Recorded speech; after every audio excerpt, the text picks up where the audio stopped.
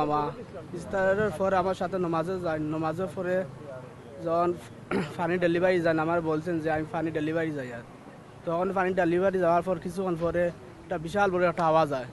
আওয়াজের সাথে সাথে আমি সেখানে যাই, সেখানে যাওয়ার পরে দেখি আমার মামা মৃত্যু, সাথে সাথে আমার মৃত্যু আমার মামার। সেখানে আমার মামার গর্জনার আঘাত পাইছেন, মুখে আঘাত পাইছেন, ফায়ে আঘাত পাইছেন, কোমরে আঘাত পাইছেন, সাথে সাথে গিয়া দেখি আমার মামা মৃত্যু। শুধু কি আপনার মামাই মারা গেছে নাকি আরো কেউ ছিল? আরো তিনজন লোক ছিল, তিনজন লোক ও তিনজন লোক নিহত আহত আছে। ও কিছু আঘাত পাইছে, কিছু হাতে পাইছে, কিছু গালে পাইছে। কত বছর যাবত ছিলেন? আমি বর্তমানে আমার মামার সাথে দীর্ঘ 5 বছর ছিলাম, আমার মামার সাথে একসাথে খানিয়া সব কিছু আমার মামার সাথে একসাথে ছিলাম।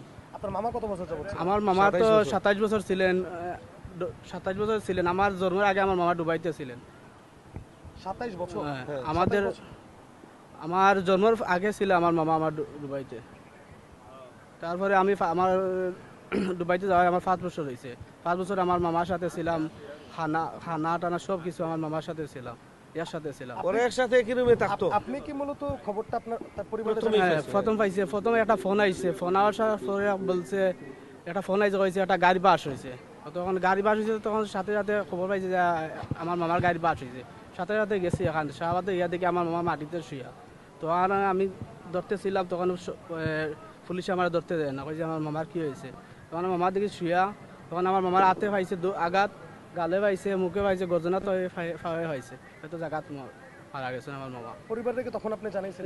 তখন আমি পরিবারটা জানাই না, তখন পরিবার জানে কিছুক্ষণ অনেক ইয়াদিন পরে জানানো হয়েছে যে আমার মামা মারা গেছে, তখন আমি বলছি না।